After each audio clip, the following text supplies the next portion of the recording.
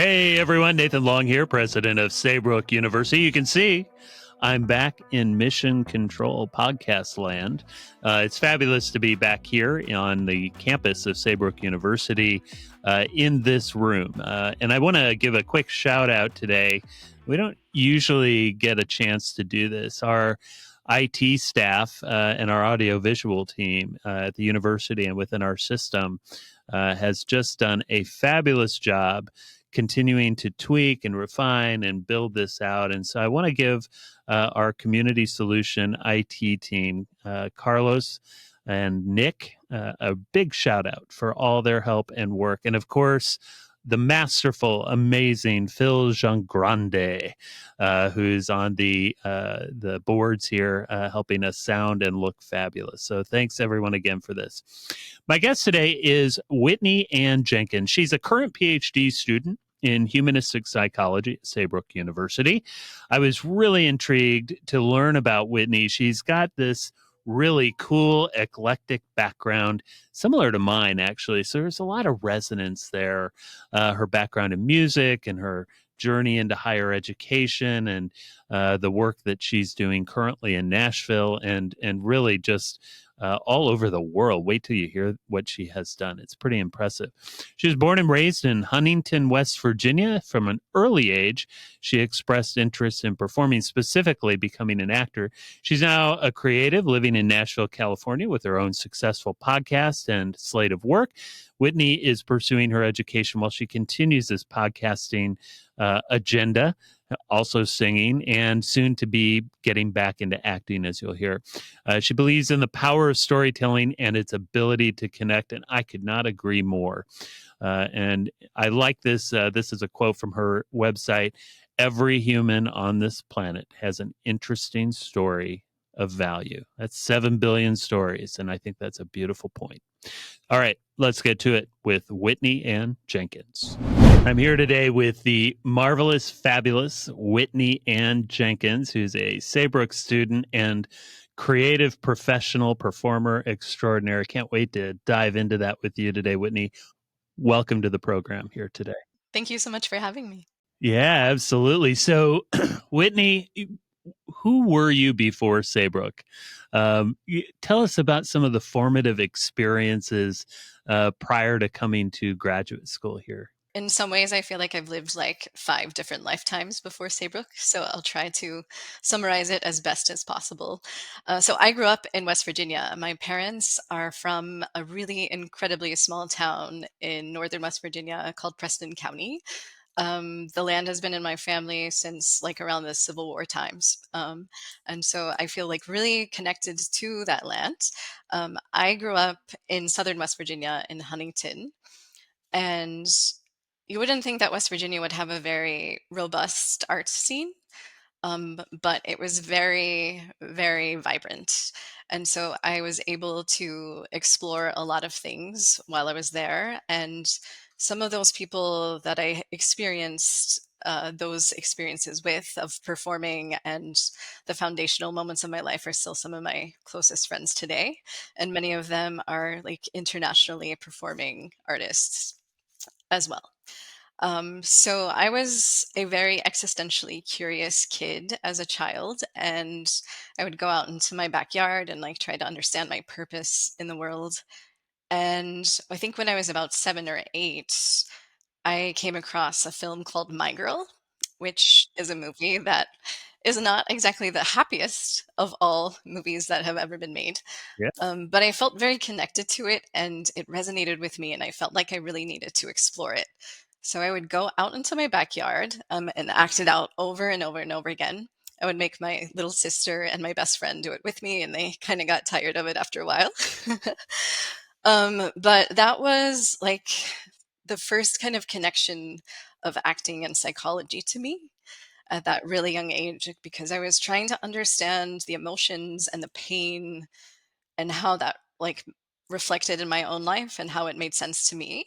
Because those were things that I felt were resonate within my life that I didn't necessarily experience in like the people around me. So it was a way for me to explore and kind of understand the world. So I started acting classes as a kid, and continued performing throughout high school. Um, my high school career kind of consisted of me going to school and then hours of rehearsal afterwards. I was really big into theater. And so I would go to rehearsal like sometimes 7 days a week and get home around midnight and like maybe have homework to do. And I would like wake up and do it again. And it was this like fire, this driving thing within me that I just felt like I had to do. So I went to college for acting. That is my undergraduate at Columbia College, Chicago. And going from West Virginia to Chicago was a culture shock in a lot of ways. So I learned a lot about myself during that time and trying to like find yourself as a person and be in acting classes at the same time where you're required to explore your vulnerability is a very interesting task to do. So there were some challenges within that, but I was able to work through them and find my place within that, but also observe things about the structure of the system of like academic arts and being graded upon it and how all of those things work and are affected by. Put a pin in that because I want you to keep talking about it. I'm curious about that element. Everything you're talking about is just really fascinating to me. When I was in music, I studied classical music performance, and you said something that was really intriguing to me about being graded academically in the arts. And I'm not trying to imbue my own experience onto you. I'm just curious how you received that feedback, because for me there was so much of myself in the music, in the art, in the making of that music. And when I didn't perform well or I failed at a certain task, I almost felt, well, I was devastated a lot of times. I mean, I took so much on as a result. I have no idea. Was that kind of a similar experience, or did you have a different approach to it? Yeah, a very similar experience. It's a very subjective opinion about something that's very authentic and personal to someone, as well as when you're in that place of exposing your vulnerabilities and you have someone who is holding that space for you, who is an acting professor or a teacher who is not necessarily trained in how to handle trauma should it arise. That's also a very kind of like dangerous situation to be in. Yeah. Yeah, I appreciate that very much. And I think sometimes we forget.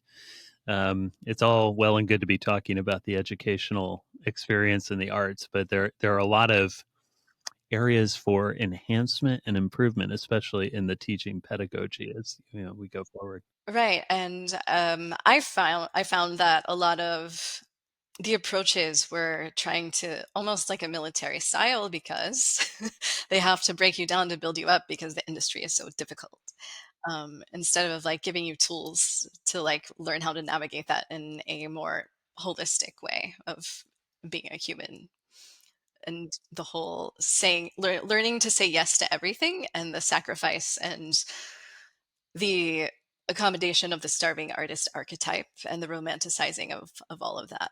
Really well put. Really well put. So you're at Columbia College. You're in deep with these acting classes. You're pursuing your passion. What happens next? Well, what happens next is I went to Los Angeles. Okay. And I went to Los Angeles as one does. And so I started pounding the pavement and, getting like little things here and there, like my 15 seconds of fame or whatever.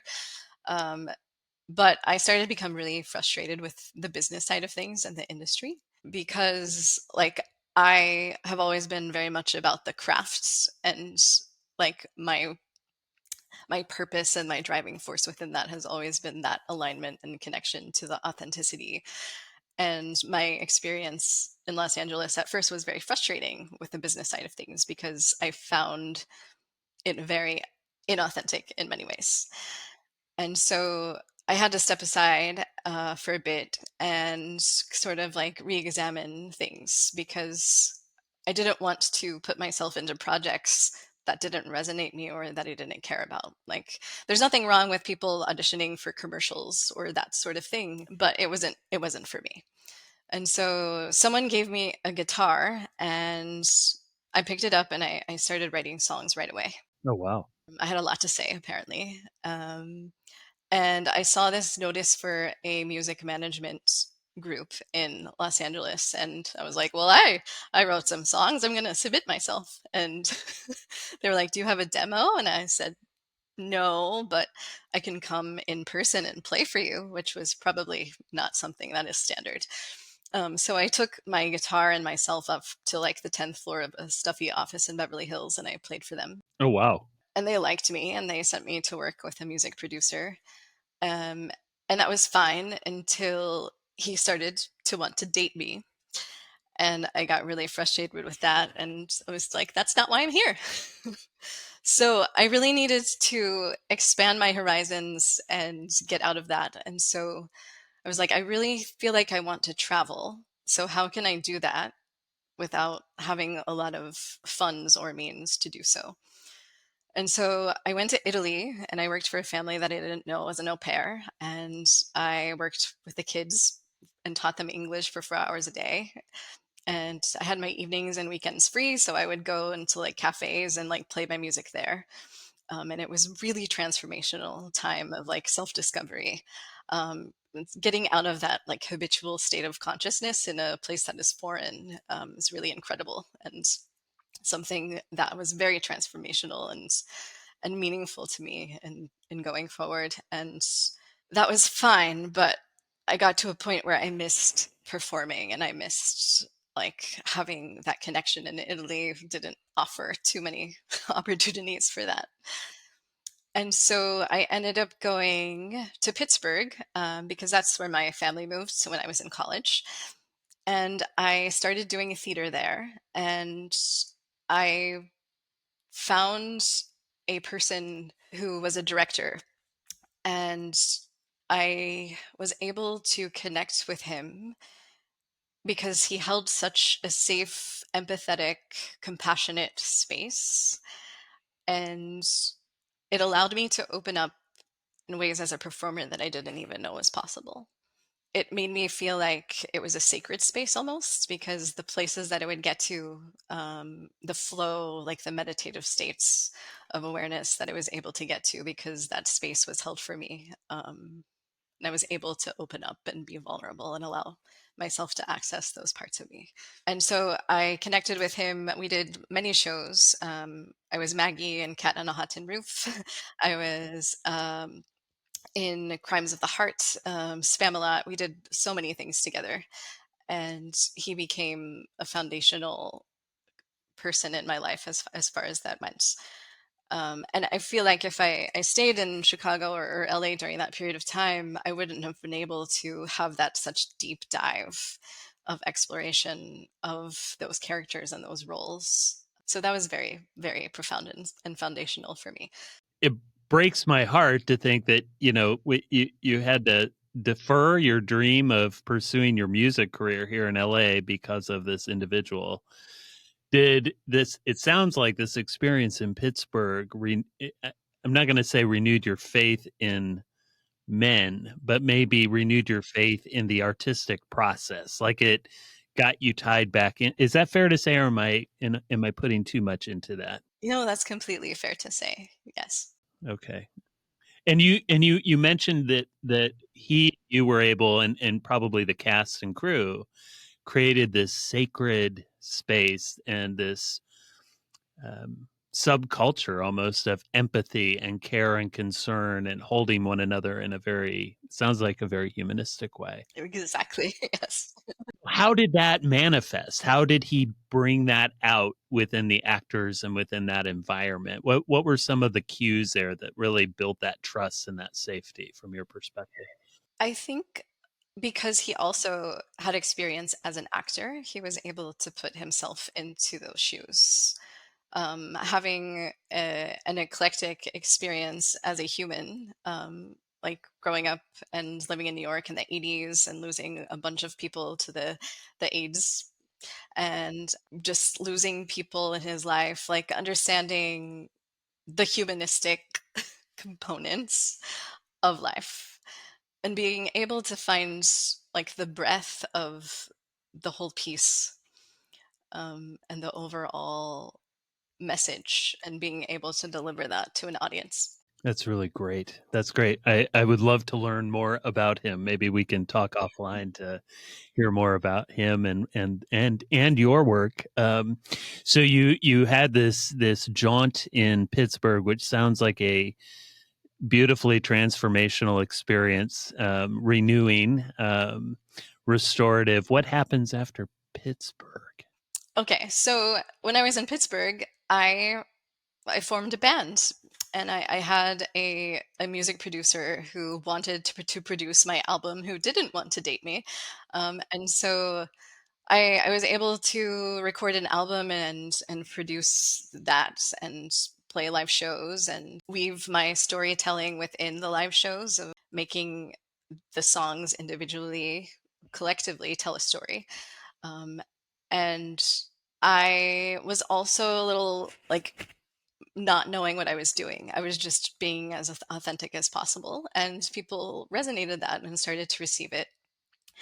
And I was approached by a marketing company, and they were like, "We can help you market your music and get you like some kind of exposure and like, help me with the things that I didn't know how to do." So I met this individual at a cast party. And he connected me with the creative director of this company called Politis, and they were based in Boston. And they were music students at Berkeley. And they proposed this whole thing to me, and it was about connecting like social media marketing with authenticity and AI, and like trying to like find a like genuine following and connecting like psychological concepts with it. And I was like, this is right up my alley. And I worked with them for a little bit on my own stuff, but I realized quickly like these are all things that I resonate with, and I want to like help people like learn how to advocate for themselves as artists. So I kind of begged for a job. So I was back and forth to Boston and Pittsburgh, and I was probably going to move to New York. And then, like all of our clientele, a lot of them were based in LA. And I never thought that I would go back to LA ever. Um, but one day he was like, "Hey, we're moving to LA. Are you coming?" You're like, oh no, yes, and here you are in the city again. Yeah, actually, I'm not. I'm in Nashville now, but I was there for a good 5 years, and I was able to connect with artists and help them, as well as sort of cultivate my own creative paths as well.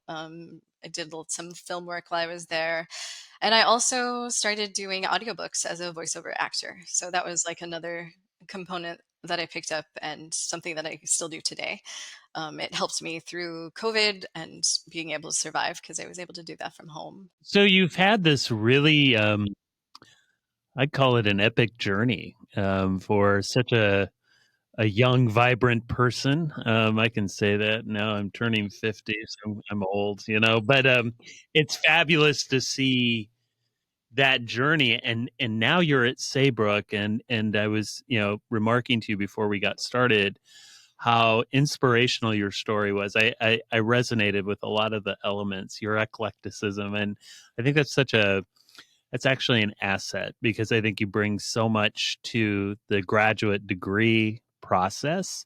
And I think a lot of times we get so locked in on one thing, which is an okay thing, but you've had this really beautiful journey. Why did you end up at Saybrook though? Like you're on this, I believe you're in the Ph.D. Humanistic Psychology program still. So what was the impetus to move on with the graduate work? So I feel like I've always kind of wanted to dabble in the academic world. And I've had this like battle within me of like wanting to be the performer, but also like wanting to sit in the back of the classroom and just absorb everything and be a sponge. But there were two experiences specifically that I had within like the acting stuff that sort of propelled some kind of like mission forward of like very specific things to focus on within like a PhD program. And the first one was I was at a dinner party in an acting company that I was in. And it was it was big long table of all of these people that like I worked with and had so many like lovely experiences with. And I was looking around the room at like all of the people that I'd worked with, and there were many of them.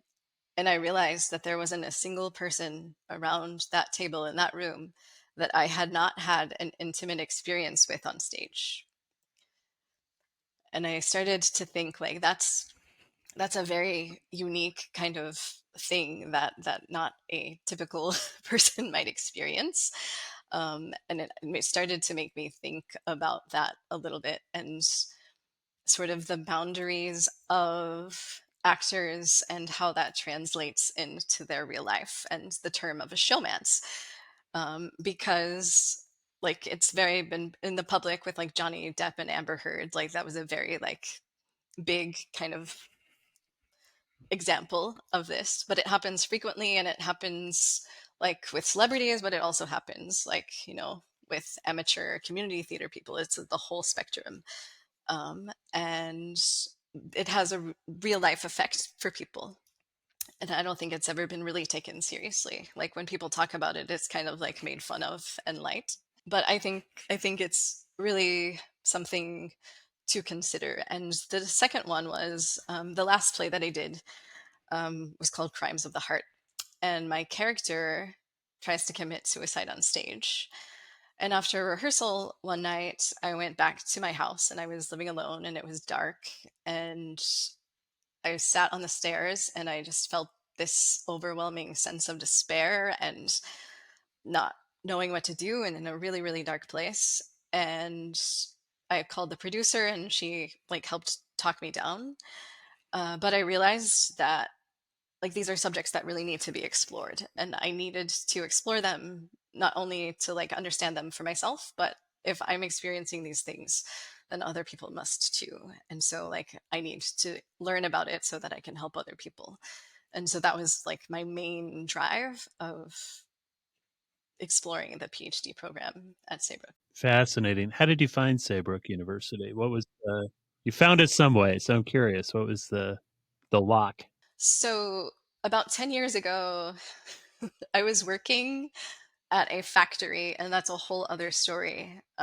Because I was trying to like straddle the line of like trying to fit in with what society was telling me that I needed to do by like having a job with benefits and then performing full time and like ending up in the hospital. But while I was there, like I had a lot of time to think, and I was like, I kind of like I really want to like study psychology, and I want to focus on performers specifically. And so I started searching around, and I came across an organization called the Society for Performing Arts, or something of that nature. And I emailed them and I got a response back. And her name was Dr. Marcy Zinn. And she said, there's not currently any kind of program like looking at what you were wanting to do. And she said, don't go into a sports psychology program because like that's not anything like what you are trying to do. And so I took that as a sign to kind of like put that on pause.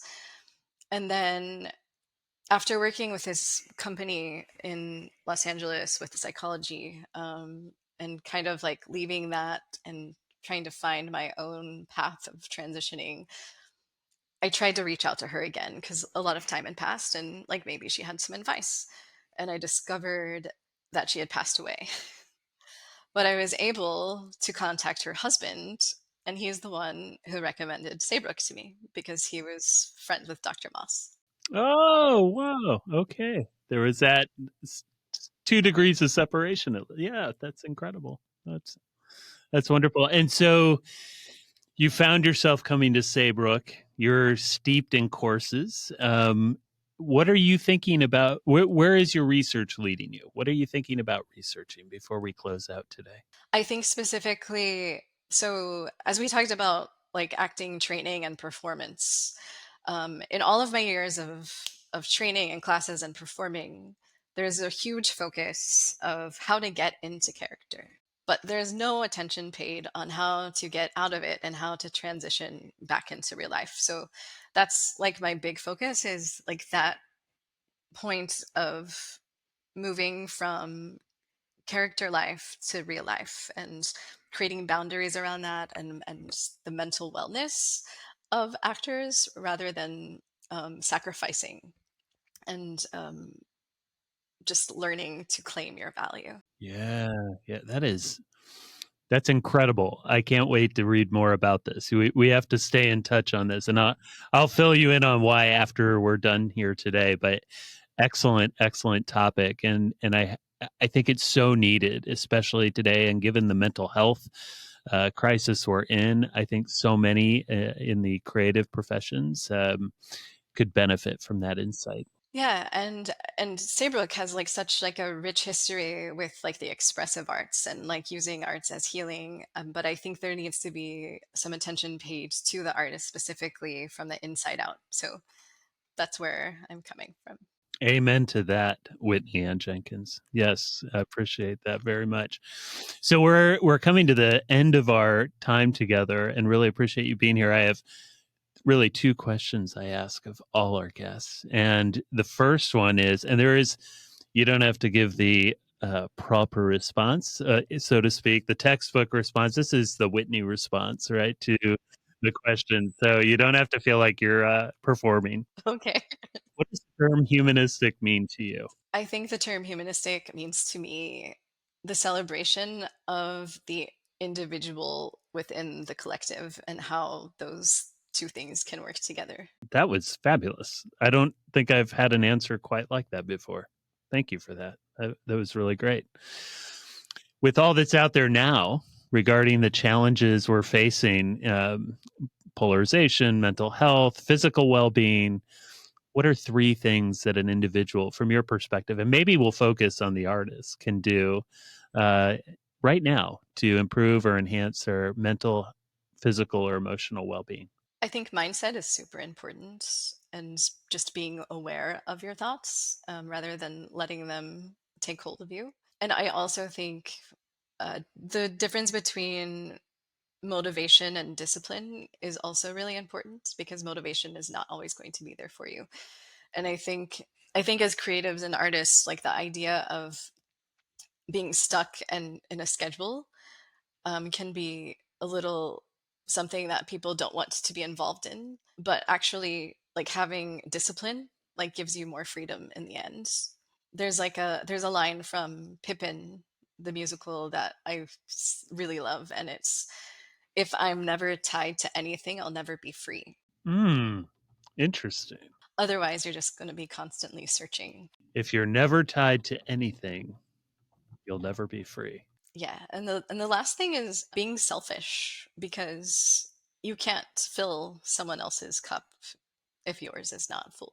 Whitney Ann Jenkins, where can people find you on the web? They can find me in a couple places. I have my own podcast. It's called Unconditioning. And I have guests on, and we talk about the inner authentic voice and the challenges and the rewards for following that. And I also have another podcast with another Saybrook student called Entertaining the Light. And we talk about subjects about specifically the performing arts and mental health. And we bring on guests, and we have had some Saybrook faculty on there as well. Also, my website, which is whitneyandjenkins.com, and Instagram, and all of the things. You can find me everywhere. So Great. So we've got some podcasts. We'll have to link to those in our Linktree account and make sure we publicize those. That's pretty fabulous. Thank you so much for being here today. It has been an absolute joy to meet you and talk with you. thank you for having me. Thanks, everyone, for listening. I thought Whitney was fabulous. I hope you enjoyed her as much as I did. I loved her three major takeaways. Mindset, mindset. It's important, and being aware of your thoughts really helps you situate yourself. Knowing the difference between motivation and discipline is essential. I loved her quote from Pippin. I don't think I've ever heard this, or maybe I don't remember it. But I love the quote. If you're never tied to anything, you'll never be free. And lastly, be selfish. You can't fill someone's cup if your cup is empty. Very wise words coming from Ms. Whitney Ann Jenkins. Thank you so much, Whitney. If you want to see the YouTube version, please visit our Saybrook YouTube page. And if you'd like to support the podcast, go to Apple iTunes, leave that 5-star rating and review, and subscribe so you can get episodes as they come out. If you're on Spotify, leave the 5-star rating and make sure to follow us. You can, of course, subscribe to us on most major podcast platforms. Hey, and beware, Google Podcasts is going away. It's all being consolidated into YouTube Music, and it's actually pretty fabulous. So check that out. Go to Stitcher, Pandora, and others if you're choosing another platform. Lastly, remember to check our show notes for information on Whitney, including links to her website. The 2 podcasts, I think in the intro I mentioned there was one. She actually has 2, and one with a Saybrook student I didn't even know about. So I'm excited to subscribe to that and learn more, and we're going to publicize that on our own page. For more about our university, go to www.saybrook.edu, click on Areas of Study at the top of the page, and locate the program of your choice to learn more. In this case, Humanistic Psychology, or simply Google Saybrook University. That's all for today, folks. Thank you so much. Take care and be well.